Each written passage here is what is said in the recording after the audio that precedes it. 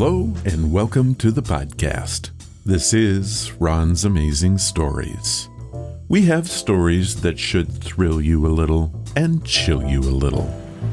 It's amazing. What you'll hear are adventures sent in by you guys, classic stories from the pulp mags, and episodes from the golden age of radio. We have special segments like Ghost Stories with Sylvia. That's amazing. And These Are Your Stories. So settle in for the next hour and enjoy the show. One more thing. You just might want to prepare yourself to be taken away from today.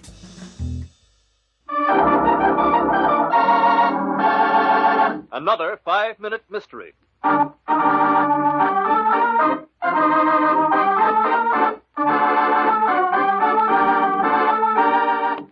This 5-minute mystery is being brought to you by your stories. Ira Glass once said that great stories happen to those who can tell them. But if you don't tell them, great things can't happen. Do you have a story to tell? Why, yes. Yes, I do. Then send it into the podcast today. Now, here is our story. It is late afternoon in a small seaboard town, and in an old-fashioned house, old Doc Tucker is resting in his office, waiting for his housekeeper to bring him a cup of his beloved black coffee. Doc Tucker, if you don't quit using that new operating table for a couch, you knew how it scares a body to walk in here and see you stretched out there better like... than a couch, Carrie. It's adjustable. As long as I was foolish enough to buy this contraption, I might as well... I'll get it, Doctor. Is there a doctor here? I saw the sign. My friend, we were humming and the gun went off. Good heavens, bring him right in. Doctor! I'm here, Carrie. Here, young fella. Put him right down here. How is he, Doctor? A shotgun can make an awful mess of a man. Doesn't seem to be any buckshot in him, except right here where it almost tore a hole through his chest. But how is he? Well, I'm afraid there's not much we can do for you, friend, young fella. He's dead. Feel better now? Sort of keeled over. What's this all about? My name is Johnson, Bertrand Johnson. His name is Billings. We were partners in business. I see. I'll have to know what happened for my report. Well, as I said, we were out hunting near here. That is, he was. Golf is my game. And today, he taught me how to aim and fire a shotgun. This accident, if you could maybe tell me just how it happened. As I told you, he'd been showing me how to aim the gun, and then some birds flew out of the bushes up ahead of us. He told me to go after them. You only had this one gun between you? Yes, Billings owned it. So you went after the birds? Every time I got near them, they flew away. I kept following them. I guess I must have lost track of direction. I saw something move in a bush and shot at it. It was Billings. How could you make a mistake like that? I don't know. But the bush was very thick, and it was so far away. Far away? Well, it must have been at least 50 yards. Excuse me. Carrie, can you come in here a minute? Yes, Doctor. Here, Carrie, I want you to make a phone call. Number is on this slip of paper. I'll leave my name and address, Doctor, and the name of my partner's wife.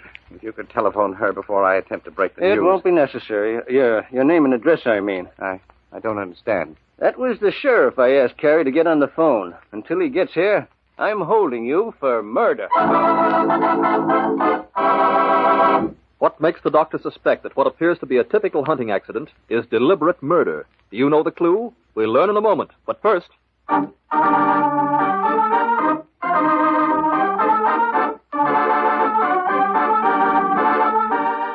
Well, my first thought is, how in the world is that doctor going to hold him for murder? I mean, using his voice alone, he doesn't sound like he could hold anybody. Might I add, why would the gentleman have brought the body in if he meant to murder him? That does seem like a pretty foolish thing to do. Of course, we have never said that these mysteries make sense. Yeah, just tell us a story. After all, isn't that why we're all here? I think it might be. Now, back to our story. Doctor, you've no right to accuse me like this. A little while ago, young fella, you were asking me how bad your friend was hurt, as if you didn't know. Then you told me Billings was behind a bush about 50 yards away when this accident happened. Anybody who knows about shotguns knows that the farther away the target is, the more the pattern of buckshot spreads out. The pattern of buckshot in Billings' body proves that it was no accident, that you couldn't have been more than a few feet from him when you pulled the trigger. No, my friend, your alibi missed its mark.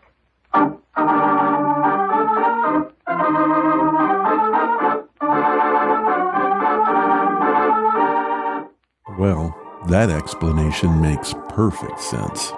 I have shot a shotgun myself, and unless it is loaded with a slug, that shot is going to spread. So this one makes sense. It does. This 5-Minute Mystery was brought to you by Your Stories. Why not send one in today?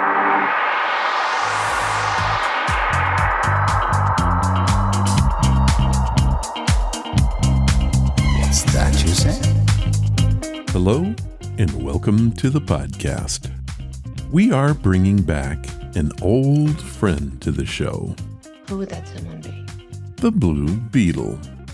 The last time we heard from him was in episode 214, and that is far too long.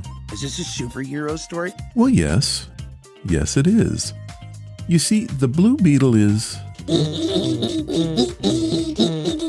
You know, we're going to get to that just a bit later. We also have 3 stories from you guys.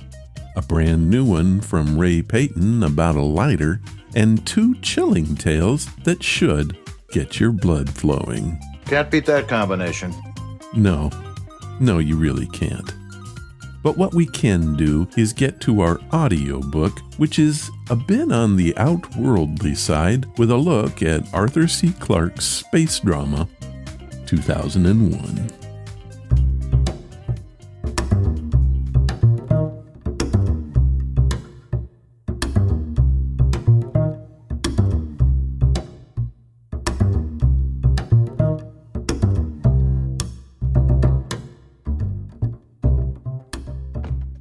Today's podcast is brought to you by Audible. Get a free audiobook and a 30-day free trial at audibletrial.com/Ron's Amazing Stories. They have over 180,000 titles to choose from for your iPhone, Android, computer, Kindle. Whatever you have, you can listen to Audible on it. So what am I listening to? 2001, A Space Odyssey by Arthur C. Clarke, narrated by Dick Hill. It has been over 50 years since the publication of this classic science fiction novel that changed the way we look at the stars and ourselves. From the savannas of Africa at the dawn of mankind to the rings of Saturn as man ventures to the outer rim of our solar system. 2001, A Space Odyssey is a journey unlike any other. Now, most everyone has seen the movie and how well it holds up to time. But have you ever read the book? I remember the first time I did. It was for an English class in high school themed on science fiction. It was taught by Mr. Mitchell, and he had us read the classics and write our reactions to them. 1 entire quarter was spent on 2001, with the final being a screening of the movie in 70mm. We then had a Blue Book assignment to write the differences between the novel and the movie. I received a passing grade by making the point the movie was a near-perfect reproduction of the book. But how could I have been right? Well, here's why, in Arthur C. Clarke's own words. 2001 is often said to be based on The Sentinel, but that's a gross oversimplification. The two bear much the same relationship as an acorn and an oak tree. It needed a lot more material to make the movie, and some of it came from another short story, Encounter in the Dawn, and 4 other shorts. But most of it was wholly new, and the result of months of brainstorming with Stanley, followed by fairly lonely, hours in room 1008 of the famous Hotel Chelsea on 23rd Street, which I was happy to revisit only a few months ago. That's where most of the novel was written, and the journal of this often painful process I've recorded in my book, The Lost Worlds of 2001. which gives a lot of the alternative storylines. But why write a novel, you may ask, when we were aiming to make a movie? It's true that novelizations, horrible word, are all too often produced afterwards, but in this case Stanley had excellent reasons for reversing the process. Because a screenplay has to specify everything in excruciating detail, it's almost as tedious to read as to write. John Fowles put it very well when he said, "Writing a novel is like swimming through the sea. Writing a film script is like thrashing through treacle." Perhaps because Stanley realized that I have a low tolerance for boredom, he suggested that before we embark on the drudgery of the script, we let our imaginations soar freely by writing a complete novel from which we could later derive the script and, hopefully, a little cash. Well, that's more or less the way it worked out, though towards the end novel and screenplay were being written simultaneously with feedback in both directions. Thus I rewrote some sections after seeing the movie rushes, a rather expensive method of literary creation which few other authors can have enjoyed, though I'm not sure if enjoyed is the right word. To give the flavour of that hectic time, here's some extracts from the journal I must have hastily written in the smaller hours of the morning. May 28, 1964. Suggested to Stanley that they might be machines who regard organic life as a hideous disease. Stanley thinks this is cute. July 11th. Joined Stanley to discuss plot development, but spent almost all the time arguing about Cantor's transfinite groups. That's numbers beyond infinity. I decide that he's a latent mathematical genius. July 12th. Now we have everything except the plot. July 26th. Stanley's 36th birthday. Went to the village and found a card with the inscription, "How can you have a happy birthday when the whole world may blow up at any minute?" September 28. Dreamed I was a robot being rebuilt. Took 2 chapters to Stanley, who cooked me a fine steak, remarking, "Joe Levine doesn't do this for his writers." December 10. Stanley calls me after screening H.G. Wells's Things to Come and says he'll never see another movie I recommend. December 24. Slowly tinkering with the final pages so I can have them as a Christmas present for Stanley. This last entry on Christmas Eve records my hope that the novel was now essentially complete. In fact, all we had was merely a rough draft of the first 2/3, stopping at the most exciting point because we hadn't the faintest idea what would happen next. But it was enough to let Stanley set up the deal with MGM and Cinerama for what was originally trumpeted as Journey Beyond the Stars. Now let's talk about the audiobook. It is read for us by Dick Hill. He brings to life the characters and feel of 2001, and he does it with style. Here is a clip from the famous scene where Bowman has a life-or-death moment when trying to re-enter Discovery after Hal has locked him out. A moment later, all other sounds were submerged by a screaming roar like the voice of an approaching tornado. Bowman could feel the first winds tugging at his body. Within a second, he found it hard to stay on his feet. The atmosphere was rushing out of the ship, geysering into the vacuum of space. Something must have happened to the foolproof safety devices of the airlock. It was supposed to be impossible for both doors to be open at the same time. Well, the impossible had happened. How, in God's name? There was no time to go into that during the 10 or 15 seconds of consciousness that remained to him before pressure dropped to 0. But he suddenly remembered something that one of the ship's designers had once said to him when discussing fail-safe systems. We can design a system that's proof against accident and stupidity, but we can't design one that's proof against deliberate malice. Bowman glanced back only once at Whitehead as he fought his way out of the cubicle. He could not be sure if a flicker of consciousness had passed across the waxen features. Perhaps one eye had twitched slightly, but there was nothing that he could do now for Whitehead or any of the others. He had to save himself. In the steeply curving corridor of the centrifuge, the wind was howling past, carrying with it loose articles of clothing, pieces of paper, items of food from the galley, plates and cups, everything that had not been securely fastened down. Bowman had time for one glimpse of the racing chaos when the main lights flickered and died, and he was surrounded by screaming darkness. But almost instantly, the battery-powered emergency light came on, illuminating the nightmare scene with an eerie blue radiance. Even without it, Bowman could have found his way through these so familiar, yet now horribly transformed, surroundings. Yet the light was a blessing, for it allowed him to avoid the more dangerous of the objects being swept along by the gale. All around him he could feel the centrifuge shaking and laboring under the wildly varying loads. He was fearful that the bearings might seize. If that happened, the spinning flywheel would tear the ship to pieces. But even that would not matter if he did not reach the nearest emergency shelter in time. Already it was difficult to breathe.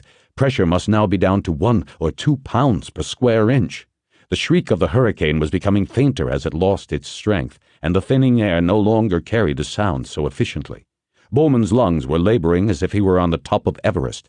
Like any properly trained man in good health, he could survive in vacuum for at least a minute, if he had time to prepare for it. But there had been no time.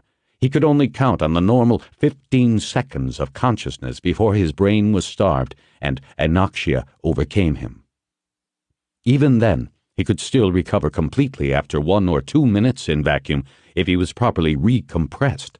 It took a long time for the body fluids to start boiling in their various well-protected systems.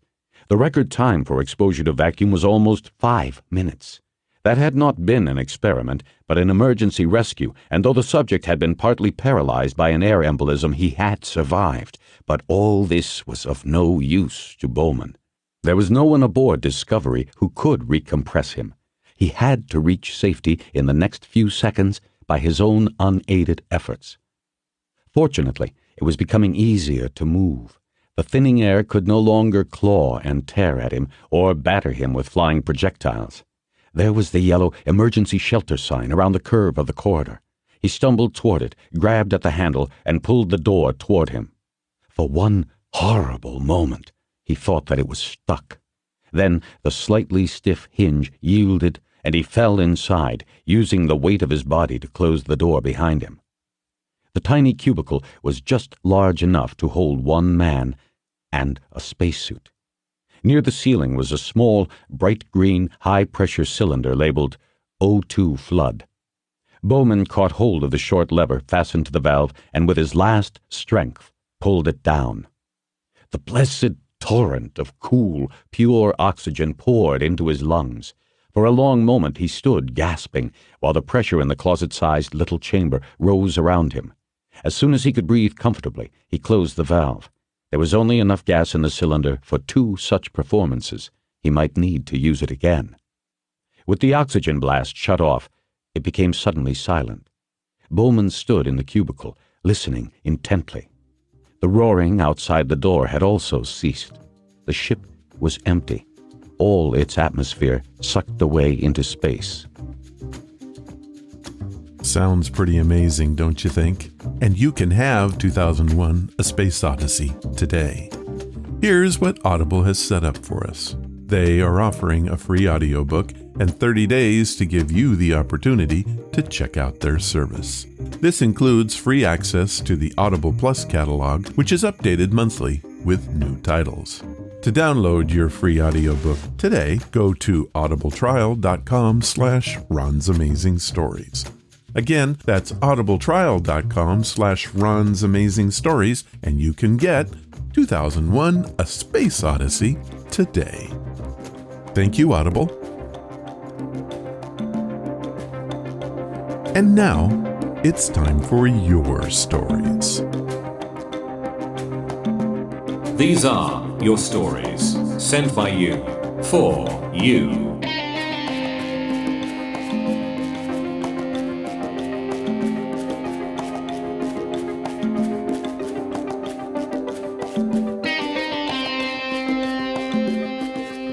Our first story is a bit of a departure from what we've heard of late. We've had a long string of spooky stories, and this is not one of those.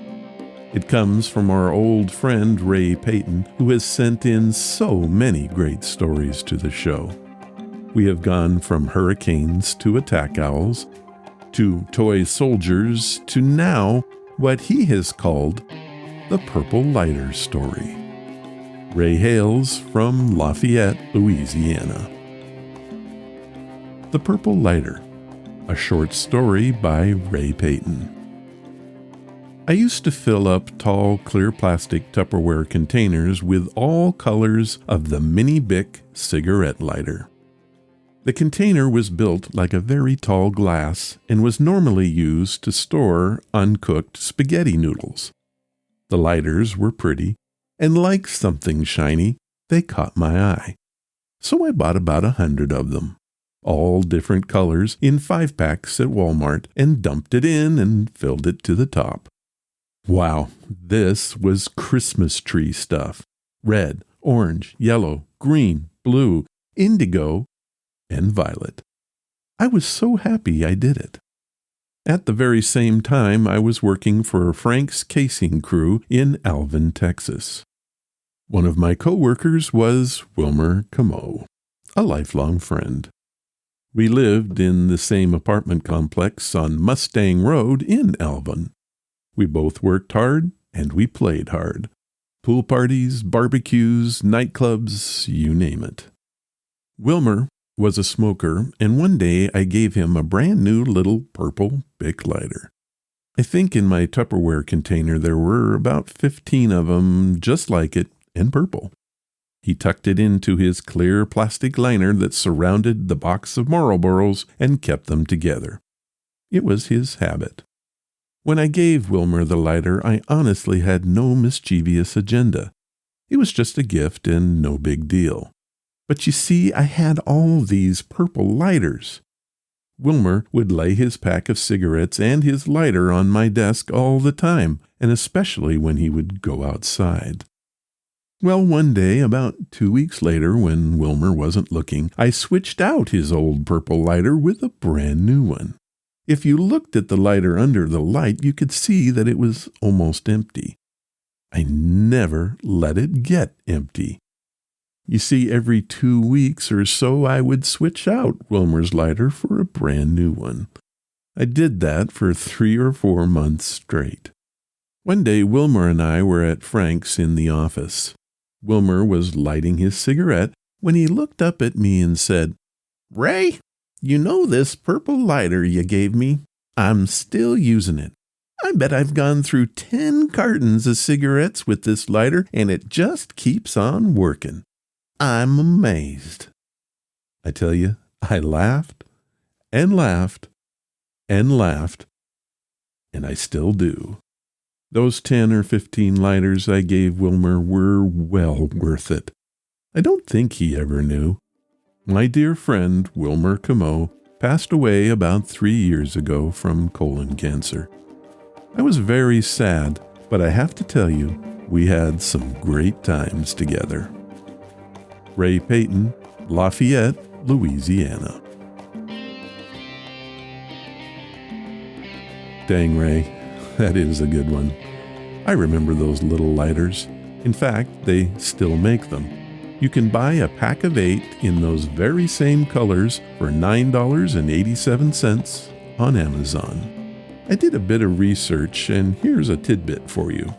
From tests run by the folks at faroutguides.com, they estimate that the Bic Mini can produce a flame for a total of about 26 minutes at an average burn rate of about 0.0014 grams per second. That's probably more information than anyone wanted to know. Ray, thank you for sharing this fun story. We have a short ghost encounter story left over from last month. But let me tell you, even though this one is short, it gave me pause. It was sent in to the website by Victor Blitz from Austin, Texas. Victor has titled this one, "Did That Just Happen?" So I was driving along the highway back home from work, around 10 p.m. I kept seeing something shadowy in my passenger seat, but I couldn't look over, so I chose to ignore it until I got home. 2 seconds later, while I'm driving, I see this transparent figure just go through my car and myself like a hologram. I was freaking out and had goosebumps the entire ride home after that. I'm not sure what it was, but I'm still spooked. Victor Blitz Austin, Texas. That is one of the shortest, creepiest, and amazing stories we've ever had. I have no idea what you saw, but I'm glad it wasn't me. Thank you, Victor, for sharing your story.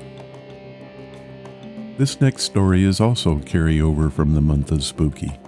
It was sent in by Brian Shaw from Salem, Oregon.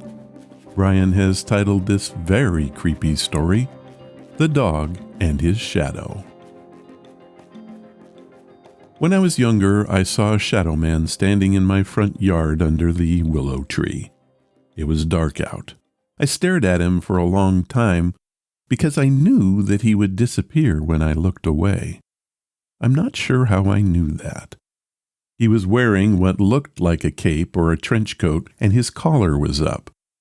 He had a dog. It looked pretty big, maybe even fluffy. I watched him for a really long time. The neighbor's dog came over to the edge of their fence and started to bark. The shadow turned its head to look over where he was. Their dog went nuts and was about to lunge in that direction, but suddenly he stopped and went back home. The shadow man put his hand on his dog and petted it. When he did this, the dog looked right at me. His eyes were flaming red. I screamed to my family without looking away. Everyone came out and looked at the spot, but saw nothing. My mother had me describe him, and she started crying, saying that she had seen the same thing before. There was no way I would have known that she had seen him. She always has seen things that weren't there, but this time it really scared her. She says it has bad energy and the dog was pure evil. I couldn't see his face, but I had a gut feeling that he was smiling at me. Finally, I looked away, and when I turned back, he was gone. I never saw him again, but my mother has. Brian Shaw, Salem, Oregon. Okay, that sent chills down my spine. Your shadow man sounds very close to the one I saw at the park near my home a few years ago. I haven't quite got over that yet. Thank you, Brian, for sharing your story. Well, that's it for this time. If you have a story that you want to share like Brian did, head to the main website at ronsamazingstories.com, click on the story submission banner, leave your story, give it a title, and please tell me where you're from. I'll read it if I can.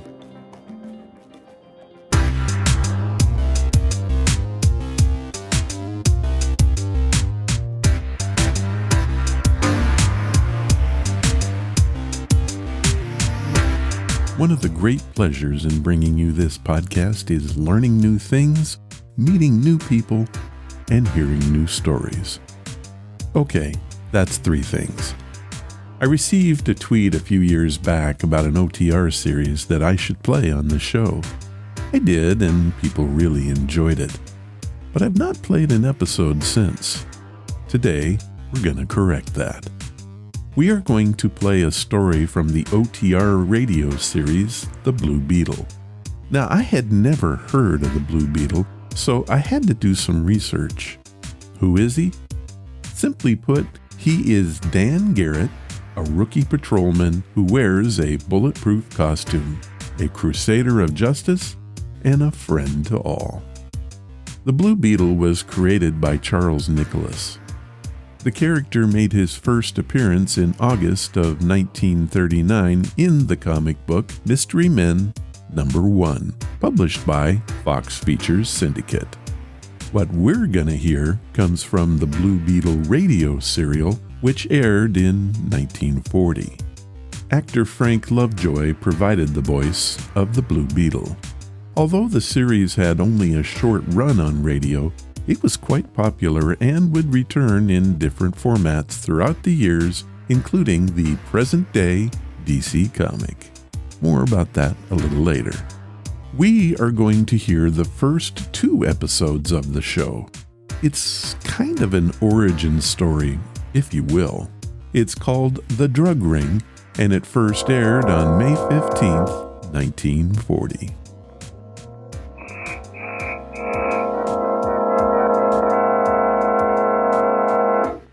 The Blue Beetle.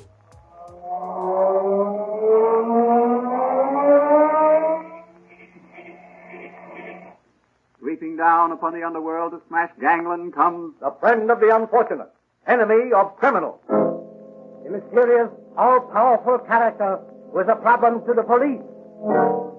A crusader for law. In reality, Dan Garrett, a rookie patrolman, loved by everyone but suspected by none of being the Blue Beetle.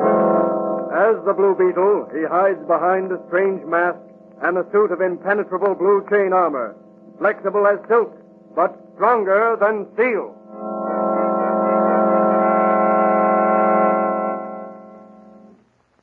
Today's episode of the Blue Beetle sends the Blue Beetle swooping down on a group of powerful underworld characters whose racket is dope. Will he be able to ferret them out? Can he hope to cope with this mysterious ring of ruthless men single-handed? Can he discover their leader and bring him to justice? As our story opens, our hero, Dan Garrett, is visiting his friend and secret advisor, Dr. Franz, who operates a little apothecary shop in one of the great city's side streets. He is restlessly pacing the floor in Dr. Franz's living room. Look, Doc, why does there have to be so much red tape in police work? Well, Danny, every organization has to have rules and regulations. That makes for efficiency. Yes, but the criminals and the crooks we're set to catch aren't bound up in rules and regulations. You know, I like police work, but I also crave action. You seem to get plenty of it as the Blue Beetle. I worry about you, Danny. The terrible risks you take. These crooks and gangsters are vicious, cold-blooded killers. They'd have no mercy on you if they caught you. I can take care of myself. Besides, that suit of blue chain armor you made me and that mask are a great protection. I hope they never catch you without it, or ever discover who the Blue Beetle really is. I'm afraid it would mean the end of patrolman Dan Garrett. Well, after all, Doc, you're the only one who knows. Even Manigan is always saying what he'd do if he caught the Blue Beetle. He's the officer on the beat next to yours, isn't he? Yes, he was my father's pal. I see. He got me on the police force after my father was killed by a gangster's bullet. And doesn't he suspect at all? No, he doesn't. He's a good cop, but he's not very heavy above the ears. What's that newsboy crying? Something about a movie star committing suicide. Wait, I'll go get a paper. Read all about it, extra. Boy. Here you are, boy. Give me one of those extras. Yes, sir. Keep right here. Read all about it. Hey, look at this, Doc. Sandra Beaumont, the movie actress, committed suicide last night. The paper says she left a note on her dressing table which said, "Dope has become my master. No longer can I live without it. This is the end. Let my fate be a warning to all." What do you think of that, Doc? I think it's tragic, Danny. So do I. I'm going to do something about that dope racket right now. Well, what are you going to do? I'm going to ask the commissioner to put me on special assignment to try and uncover the leaders of that dope ring in this city. You'd better be careful, Dan. They'll stop at nothing. Well, if I can't uncover them as Patrolman Dan Garrett, I'll get them as the Blue Beetle.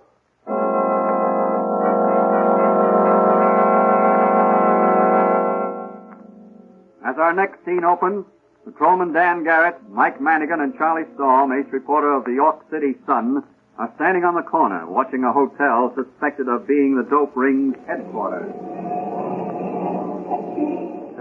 That's the place, all right. Somebody tipped off my paper. Why don't we go in and raid the place? What, just the two of us? Sure. Don't be silly. We've got no evidence. The commissioner wants evidence. That's our job. To watch everybody that goes in and comes out of that place. Me? I like action. So do I. Hey, look. Where? That shabbily dressed man there. He just came out of that side entrance and gave a cigarette to that kid standing there. So what? Looks like the kid gave him some money for it. He's a dope peddler. He's selling dope cigarettes, marijuana. Marijuana? Boy, here's where I make a pinch. Hey, you there, I want to talk to you. Come and get me, copper. Oh, yeah? You gotta travel fast to get away from me, brother. Go get him, Danny. I'll signal Clancy on the next beat. He'll head him off at the intersection. Look, Danny's diving for him. He's got him. Boy, that was a flying tackle. Sure what? Hey, look, that car there. There's a machine gun. Look out, Danny!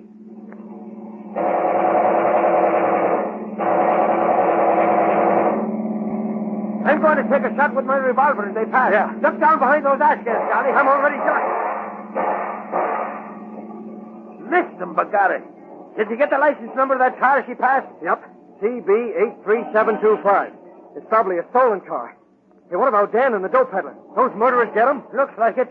They're both stretched out in the street. You phone for the ambulance while I have a look. Okay. I'll phone my paper at the same time. Boy, what a story. Come on now. Come on here. Break it up. Break it up there. Give them there. Hey, let's have a look at him. Huh. Oh, they sure got this guy. He looks like a sieve. Sure, and he'll never sell no more dope cigarettes to kids. He's dead. Yeah, he's dead. Look at the blood, will you? Yeah, look at it. That guy here looks like he's dead, too. Danny, it's Mannigan. How are you doing, Danny? What happened? Where's the dope peddler? He's dead. You tackled him, and some trigger men in a car machine gunned you both. Oh, I remember now. I saw the car coming. Are you bad hurt? I don't know. I can't feel much. I'm numb all over. Well, here's the ambulance. You'll get a swell ride to the hospital, Danny, and maybe a citation from the commissioner for bravery in action.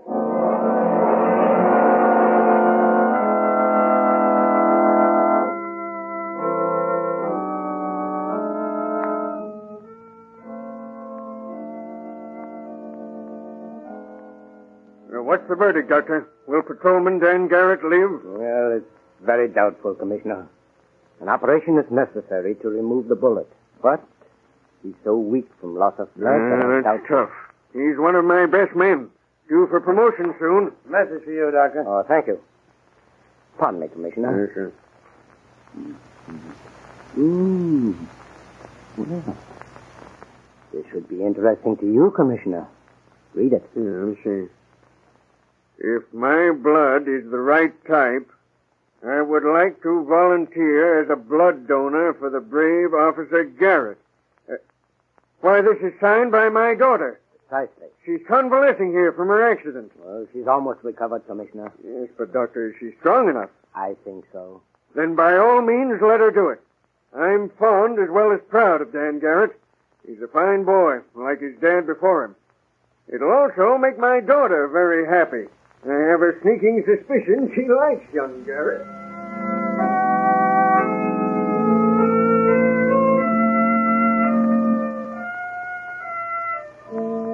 The commissioner daughter Mary's blood proved to be the right type, and the transfusion was performed. Later, Danny was operated upon and a machine gun bullet removed from his abdomen. For days, he hovered between life and death. Then one night, when all was quiet, a strange man slipped by the nurse and stood beside Dan's bed. Dan Garrett. Who is it? Who's calling Dan Garrett? It is I, Dr. Franz, your friend. I've got something for you. Hello, Doc. Now listen, Danny. I want you to take this capsule. It's my secret 2X formula. It will bring you a speedy recovery. Sure? I'm positive. My formula will save your life, restore you to health in 24 hours. It will also give you greater vitality, keener eyesight, almost superhuman mentality, and it will give you abnormal strength. You will be a tough hombre when you get out of here. Well, give it to me. I've got to get out of here. There's important work to be done, and I've got to do it.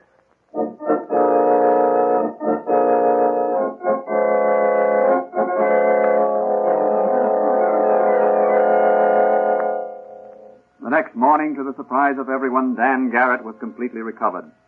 From Mike Mannigan and Mary Donnelly, the commissioner's daughter, who came to visit him, he learned that the commissioner had ordered extensive raids on all opium dens in the city.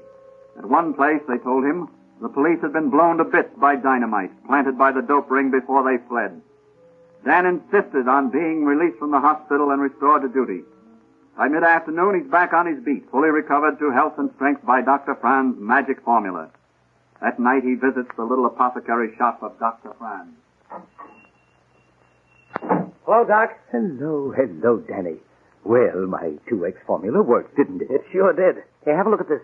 A bullet, huh? Yeah, that came out of me. Well, let's have a look at it under the microscope.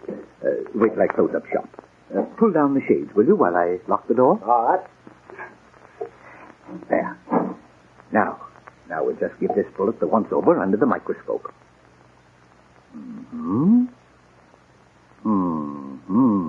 Very interesting. Very interesting indeed. What is it, Doc? Have you got something? I think so.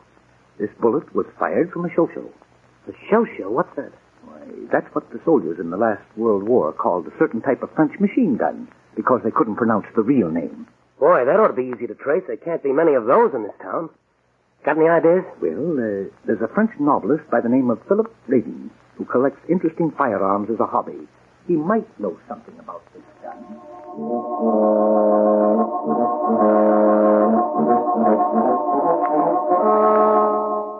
Out into the night went Dan Garrett on the trail of the murder gun.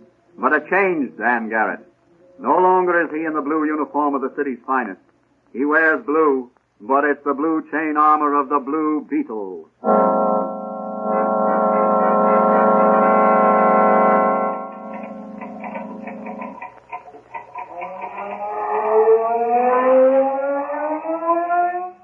The Blue Beetle! Drop that gun, Raiden. I've got you covered. It's no use, Raiden. Your bullet can't pierce this chain armor I'm wearing. I'm sorry to be so rough, Raiden. But I wanted that gun of yours. Now pick yourself up. It's better. I see you recognize my little calling card. The sound of my magic ray machine and the little beetle always signifies the presence of the Blue Beetle. You frightened me, monsieur. I fired from nervousness. I had no desire to injure the Blue Beetle. I see. Oui, monsieur. What is it you desire? I understand you have an interesting collection of firearms. Oh, I make the hobby of collecting unusual firearms, monsieur. You own a show automatic machine gun? Oui, monsieur. You have the only one in the city, I believe. Oh, perhaps, monsieur. I do not know. I'd like to see it. Certainly, monsieur. Right this way. And no funny business. Monsieur, I am not in the mood for what you call these funny business. Good. Now, here you are, monsieur. This is the gun cabinet. The show, she is... Monsieur, she is gone. Gone? Oui, monsieur. Always, she is here in this place. Come on, Raiden. Your pretended surprise sounds phony to me. Cut it out, Frenchy. Maybe you're on the level, then again, maybe you're not. I'll just dust this door for fingerprints and take a photograph. Now, you stand over there and don't make any false moves. Well, let me see. A little here. Some more here. And several fingerprints. Some of them yours, of course. Bring that floor lamp over here while I photograph these. Now, hold it steady. That's right. Now. That's got it. You find something? Maybe yes and maybe no. Now, you get this straight, Raiden. You want to finish that novel or whatever you were typing when I came in. Just forget you ever saw the Blue Beetle. Oh, I assure you, monsieur, I have no wish Good. to be... If you're on the level, you're safe. If you're not, well, the next time you meet the Blue Beetle, it'll be just too bad.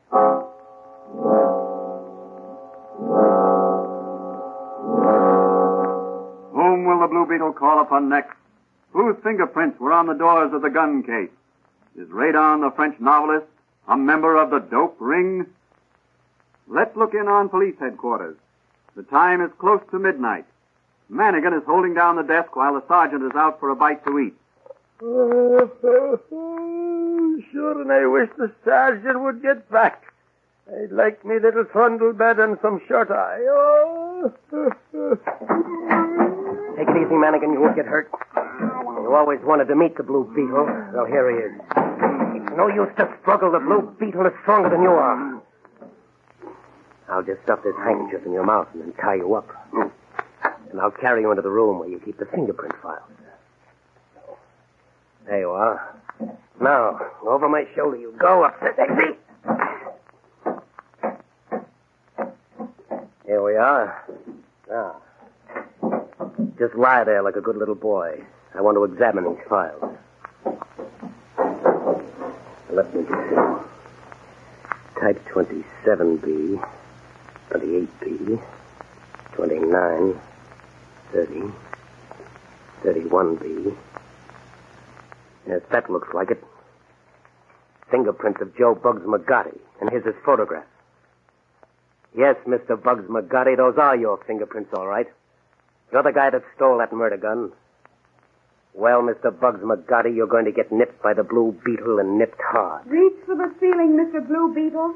Ah, the beautiful daughter of the police commissioner. Don't move. I'll shoot if you do. I have no intention of moving unless it's to step within the aura of such a charming person as yourself, Miss Donnelly. What are you doing here? And why is your gagged and tied up Officer Manigan there? I'm here to obtain evidence against the opium gang your father is trying to round up. I tied up Officer Manigan there to prevent his interfering. Why didn't you enlist his aid? After all, he's working on this case. The Blue Beetle works alone. But how do I know you're working for rather than against my father? Well, if my charming captor will lower that toy revolver which he's holding in none too steady hand, the Blue Beetle will tell her something to gladden her father's heart. Very well. But don't try any tricks. Not a trick, my dear young lady. Now listen. I promise you that before daylight your father will have the opium gang under lock and key, together with enough evidence to convict them. How do I know you'll keep your promise? Let this seal my promise. Oh. Good night, my sweet. I'd like to linger after that kiss, but the Blue Beetle has a duty to perform. Take me with you, Blue Beetle. Let me stand by your side when you... He's gone. Maybe to die alone. No, I can't let him. I must help him. I must.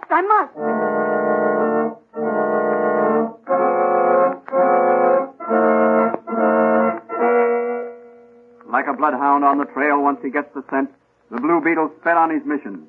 And like the bloodhound, he'll never let up till he runs his quarry to earth. But close on his heels goes the commissioner's daughter, determined to have a part in the roundup of the nefarious gang of dope peddlers. Little did she know that close behind as she hurried down the darkened street, a car was slowly following her. There she goes. That's the commissioner's girl. Let's nab her now. Oh, wait till she passes that street light. Now, out you go. Make it snappy and keep it quiet. Okay, boss. Excuse me, lady. What? Who are you? Grab her. Come on. Oh, let me go. I got her. Come on. Okay, here's the car. I'll stick this gag in her mouth. There. Now open the door. We got it, boss. All right, come on in.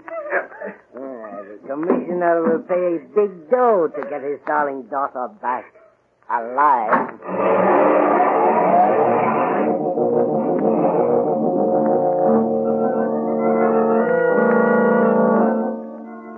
Where is the Blue Beetle? Will the Blue Beetle be able to rescue the beautiful daughter of the police commissioner? Will he locate the hideout of the dope rings? Will he be able to collect enough evidence to convict them? Through the silent night, down by the waterfront, two powerful cars are speeding along. The first car is full of men, hard-looking men, desperate men, killers all. But who is this lone occupant of the second car? Ah, yes, it is the Blue Beetle. That looks like the car that passed me the day I was machine gunned. I'll just follow her. It may lead me to the dope peddler's hangout. They suspect me. They've got a machine gun pointing out of the rear. There it goes. I better give them a ruffle with my synchronized machine gun before they shoot away my windshield. Super shatterproof glass is good, but I don't know how good. All right, you rat. How do you like this?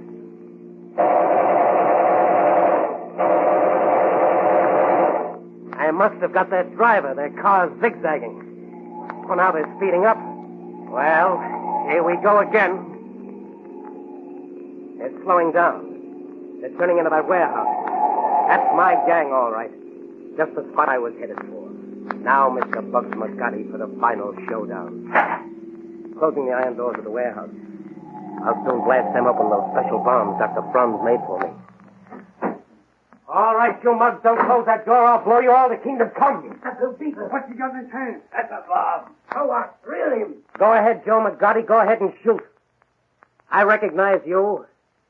Your bullets can't hurt the Blue Beetle. What did I tell you? Now it's my turn.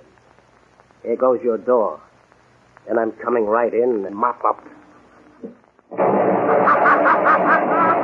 Here I come. You better drop your guns or I'll let you have another bomb. Yeah. This here's for it. Put her in front of us. Right as a shield.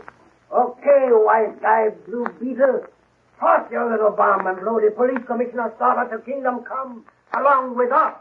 They've got Mary Donnelly. Stop bluffing, McGotti. You can't fool me. She's not the commissioner's daughter. She's one of your mob, and she goes with you. I'll give you 3 seconds to drop your gun. 1, 2. Okay, Blue Beetle. You win. Now release the commissioner's daughter. And get those hands up. Double crosser. That's more like it. Now, Miss Donnelly, here's some handcuffs. Slip them on those gangsters and bring me their guns. All right. better. Now, Miss Donnelly, you keep those men covered while I have a look around. That's a nice collection of dope you've got in these cans here. Here comes the law. Wait until the DA gets through with you. There'll be a few less criminals in this world. Blue Beetle, you saved my life. These men were holding me for ransom. My father will reward you handsomely. The Blue Beetle seeks no reward, Miss Donnelly. He seeks only justice. Justice for the underdog and safety for the citizens of this great city. Now, you take this gun and keep those mugs covered. The police will be here any minute. I have no desire to meet them. But who are you? Please tell me. I can only tell you this.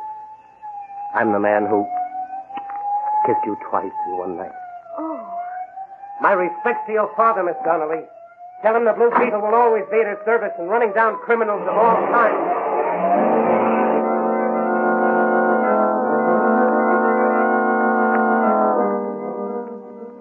Away in his fast motor car sped the Blue Beetle, leaving the commissioner's daughter on guard over Bugs McGarty and his band of criminals. But close behind him speeds another car, a police car. Will the Blue Beetle be overtaken and unmasked? Ahead, a stoplight is changing from green to red. Will the Blue Beetle defy the traffic regulations to avoid discovery, or will he obey the rules of safe driving?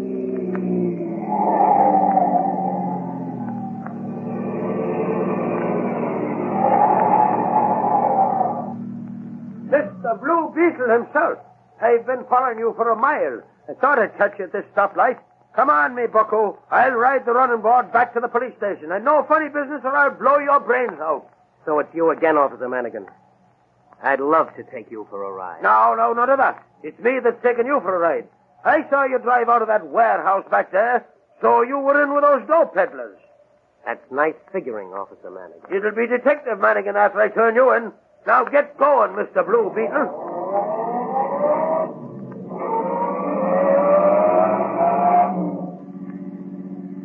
It's too bad, Manigan, that we have to take such a lonely, winding road along the waterfront. Listen, Mr. Blue Beetle. The slightest move and you'll be Mr. Dead Beetle. Oh, yeah? Listen, you're interfering with my work, Patrolman Manigan. So there you go. Right off the running board into the river. Have a nice swim for yourself until you cool off. Good night, Detective Manigan.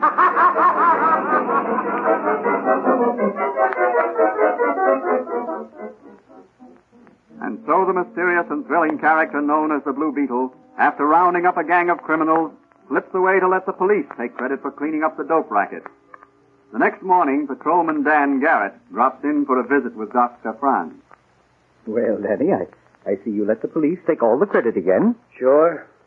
I can't let my buddies down. According to newspaper reports, your friend Manigan got tossed into the river by some of the gangsters whom he had captured single-handed. So that's his story. That ain't the way I heard it. I'll bet the Blue Beetle had something to do with it. Well, you'd win your bet. You know, when I met him this morning, he had the sniffles. And he said he caught a cold. So I asked him if he'd been in swimming without his sweater. And didn't he get wise to the swimming gag? Yeah, after a minute. He wanted to know how I knew he'd been in the water. I told him I heard it from one of the boys. Hey, Doc, have you heard the latest news? Why, no. What is it? Well, the authorities have got wind of a plot to sabotage that new Army pursuit plane that's being tested tomorrow out of the flying field. Sabotage? That's my speed. Maybe I can get him the detail to the flying field. So long, Doc. I gotta get over to headquarters.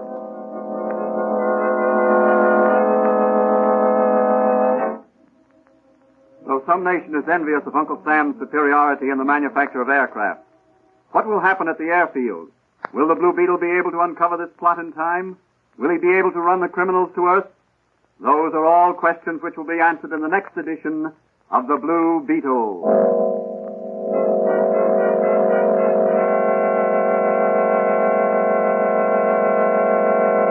And now here's the Blue Beetle himself to say a few words.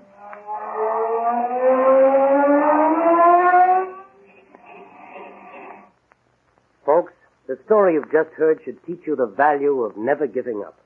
Sometimes things are pretty tough. But don't ever be discouraged. Whether it's a business task or a school chore, the men and women of today and the men and women of tomorrow should stick to their jobs. You will always find a way out. Something will always turn up. Or a friend will lend a helping hand. Like Dr. Franz in my case. So just keep trying.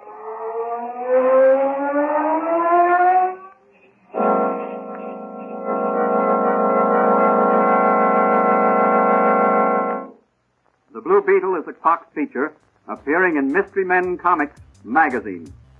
The Blue Beetle is on the air twice a week on this same station. Consult the broadcast schedule in your local newspapers, and don't forget to listen in.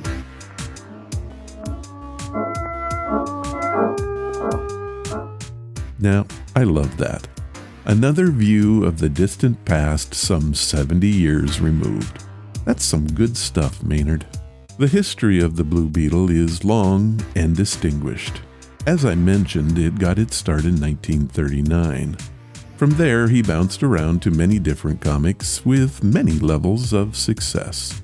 His name changed from Dan Garrett to Ted Cord and finally to Jamie Ray's. The Blue Beetle found his final home in 1983, landing on the shelves of DC Comics. The latest story that I could find was published on March 15th, 2022. Also, his origin story is being revisited. The DCEU has a movie in the works, and it is scheduled for release in 2023. The Blue Beetle is not dead yet and is back to fight for justice once again. It seems as though the whole country is talking about the great 1950 Ford. Listen to what C.W. DeCandre, a resort owner in Daytona, Florida, one of more than 420,000 delighted new Ford owners, has to say about Ford station wagons. Our resort has had nothing but Ford station wagons, and I'm convinced that the new 50 model is the best of all. It has the real passenger car comfort, which is important to our guests, and when you take out the rear seats, you have the perfect hauling vehicle. Tell you something else. I think the 50 Ford station wagon has a certain air about it that the others just can't match. It's so easy to keep new looking, too. Just a wash now and then, and you'd think we'd bought a new one. Ford dealers hear praise like this every day, and they want you to get that fine Ford feel, too. They want you to stop in and test drive the Ford for 50. And while you're there, get the facts on Ford economy. You'll discover the new Ford is low in initial cost, high in resale value, thrifty on gas and oil, and inexpensive to maintain. Yes, first and last. The new Ford is designed to save you money. See it. Test drive it tomorrow.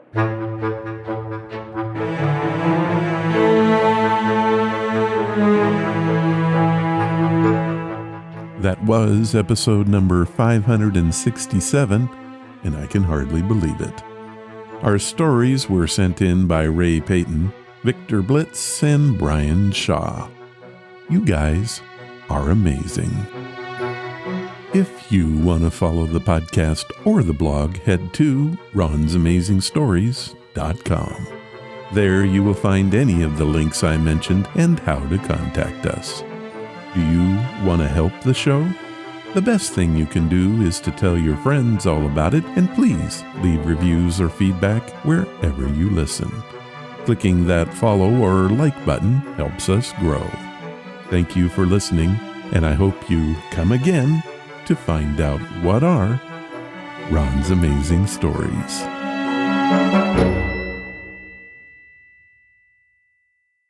All of the vintage audio used in the podcast is believed to be in the public domain. Ron's Amazing Stories does not own the rights to any of the old-time radio used here. If you hold the rights to any of the shows played, please contact us immediately at ronsamazingstories.com.